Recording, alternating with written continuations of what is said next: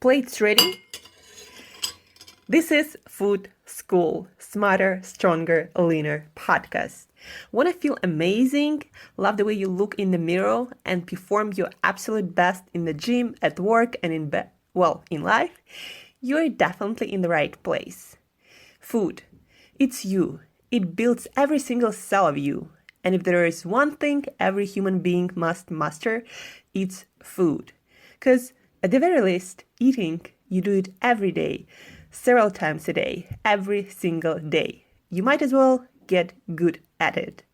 I'm your host, Shurina from Create Yourself That Today, your personal nutritionist and plate watcher, your diet guide and explorer, your fat loss coach and food inspector. And just someone with a lot of passion and obsession and curiosity for healthy food, healthy diets, nutrition, optimized human performance, everything and absolutely anything you put in your grocery shopping cart, your fridge, on your plate, and in your mouth. It's my business. Food School, on a mission to help you eat better daily. It's the last time I talk about food. It's the last time I talk about food. Hey guys, and welcome back to another episode of Food School Smarter, Stronger, Leaner podcast. How was your 4th of July celebration? If you are somewhere in the world where they do celebrate 4th of July or Independence Day for US people, I spent quite some time in US. I lived there for 3 years once, and then not so long ago actually, and then for a couple of years before that, and then now I'm moving to Asia soon, to Malaysia, and just gonna be spending much more time in Asian culture, where I also lived for quite a while some time ago. I'm going to be working on a few projects there because, the world is a huge place. And in order for us to understand better our world and to contribute something on a more global level, I believe we need to experience different parts of the world, because what we believe is normal or what we believe is not normal, or the things that we are used to, they're completely different in different countries, and it just makes your mind more open, and you have more ideas, you have more creativity, and you understand people better when you explore and experience different cultures from around the world. And that's why I absolutely love moving around and traveling and living in different countries, and especially when it comes to food. It's so fascinating to learn about different food traditions, how people are used to eat certain foods in different parts of the world, how it contributes to their health and well-being, or to their sickness and ill-being, if there is such a word. So it's fascinating, all this food and not food traditions around the world. So anyway, let's get back to our episode today. And today is our Q&A episode. So I'm gonna answer a few questions that I got over my social media or on Quora or somewhere else from my clients or elsewhere. So questions that are important to you guys. So question number 1. Why am I having trouble losing weight? I exercise and I eat healthy foods, but I can't seem to lose any weight. Any advice? So this is a very common question, actually. A lot of people ask me this question when they have difficulties losing weight, even though they do honestly put effort into being consistent with their exercise and their eating habits. So for most people, or maybe not for most, but a huge bunch of people, it is not enough to just exercise and then eliminate certain foods. That's why you see so many people going to the gyms and taking fitness classes and never really seeing any results when it comes to their health and their body composition. Well, maybe not, they're not as sick as someone who doesn't exercise at all or doesn't move that much at all, but they're not seeing a lot of results too, and you might be one of those people. And so, well, there are two aspects in these questions that I want you to focus on. First of all, when people say to me, I exercise and I eat healthy foods, like, what you think are healthy foods might not be as healthy for your body specifically. And for example, for some people, eating whole grains like rice or quinoa in basically unlimited amount is considered to be healthy. But too much carbohydrates for a lot of people, especially people in their late 30s, in their 40s, but very often people in their earlier part of life. So a lot of times, a lot of grains, I personally think that grains cause problems for most of the people. So a lot of times it's not really healthy for your body, and you're eating just too many carbohydrates for your lifestyle and your body and maybe your genetics. And even though it's not some toxic food or some junk food, but it's not a healthy food too, because it doesn't work for your metabolism. It might increase your inflammation levels. It might cause problems with your gut. So a lot of foods that people consider healthy are not really that healthy. Or for example, people think that yogurt is healthy. Well, if it's loaded with sugar and with other really questionable ingredients, and it comes from cows that were fed antibiotics and hormones, this is not a healthy food. Even the amount of sugar they put these days in a regular cup of yogurt, it's not a healthy food anymore, especially with a lot of flavorings and additives that they add. So healthy food is very relative. So just make sure that you are actually eating a diet that is optimal for your health, for your digestive system, for your metabolism. And then point number two, food is still energy, and your body is really good at storing energy, excess energy as fat.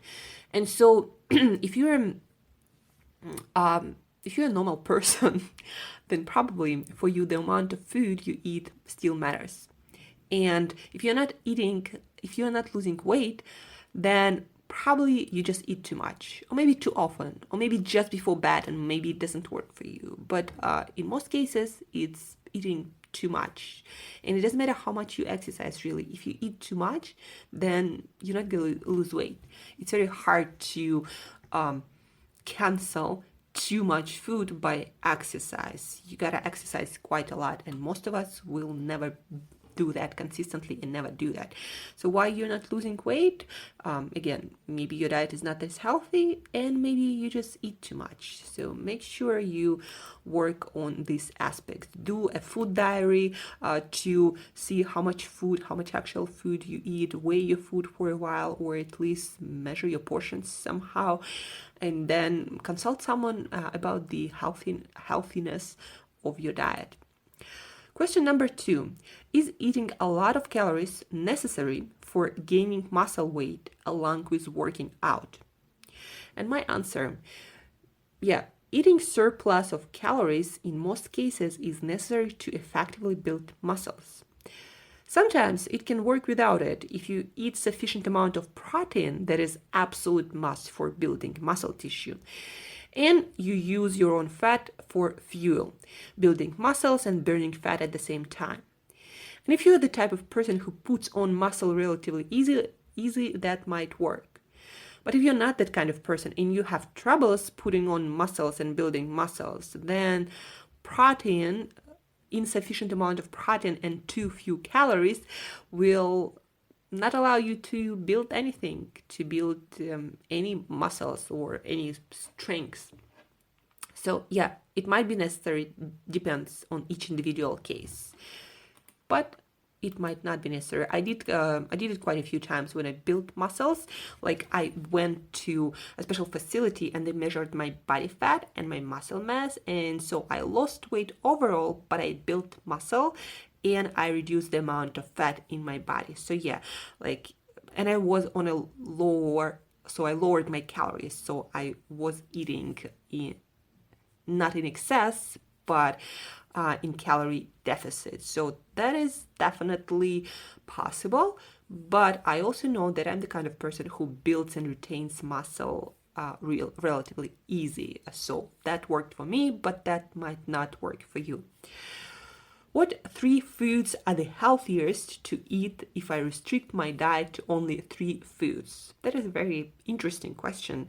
And first of all, I do not recommend to anyone to restrict their foods to only 3 foods for a prolonged period of time. Maybe 3-4 week thing, when it's just easier for you to restrict your food when you eat really limited amount of foods, that might work. But as a general rule, I do not recommend people to do that. But if I were to restrict my diet to only 3 foods because of the nutrition profile of these foods, I would eat only fatty fish, maybe sardines, herring, or wild salmon. Number 2, pastured eggs. And number 3, avocados. So this food combination will provide not everything, but a lot of the things that are vital for your health, like your essential fatty acids, your saturated fats, choline, some vitamin D, vitamin C, potassium, some fiber, some magnesium. So different, minerals and fats and a little bit of carbohydrates here, depending, also on how much of all of that you're gonna eat. But that is a pretty good combo: avocados, pastured eggs, fatty fish like sardines, herring, or wild salmon. So that's what I would restrict my diet to, but again, not for a long period of time for sure. Another very interesting question related to travels and food. Do Americans from the US generally gain weight when they visit Italy? What is a tactic to explore the food without weight gain? From my experience, most Americans, most of my friends lose weight when they go to Italy or to Europe, and there are a few reasons for that.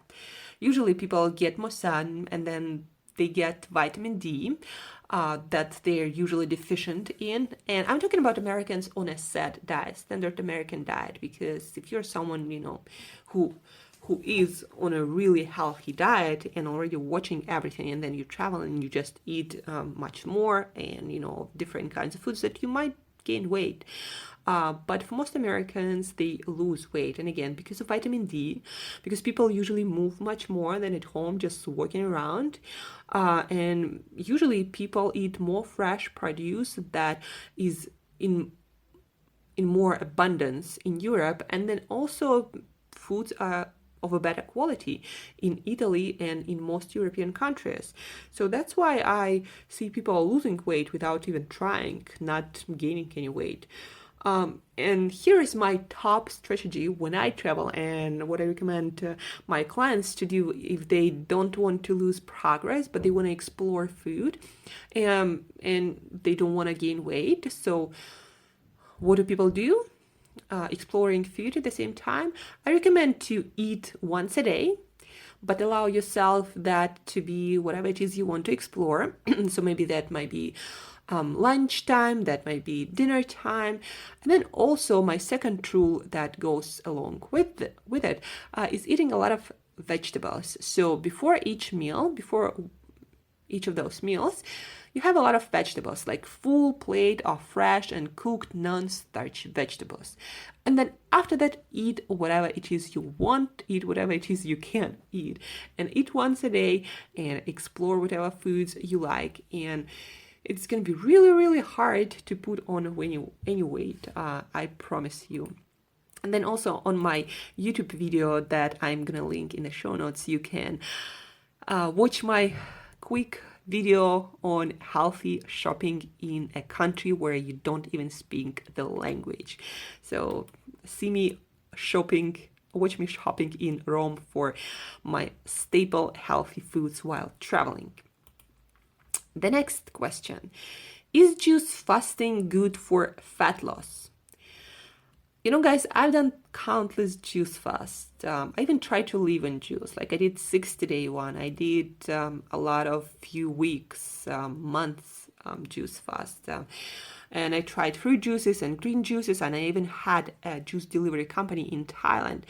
And so juice fasts do the work. Yes, they do. If you restrict your food, quote unquote, to only juices for a week, for a couple of weeks, for months, then yeah, you're gonna lose weight just because you're basically not gonna be eating proteins and fats that are essential for your health and for your body's structural integrity.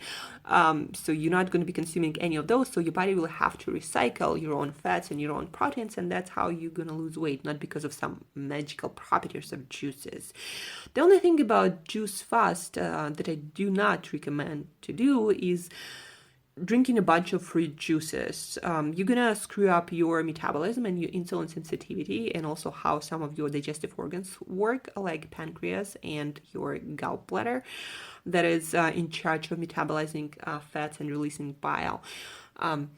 Pancreas is also in charge of releasing like different digestive enzymes to digestive food. So I do not recommend to do fruit juices, but things like green juices with some lemon or lime juice, yeah, sure, you're gonna lose a bunch of weight, but also understand that if you don't change your diet after that, then you're gonna gain all that weight back really, really fast.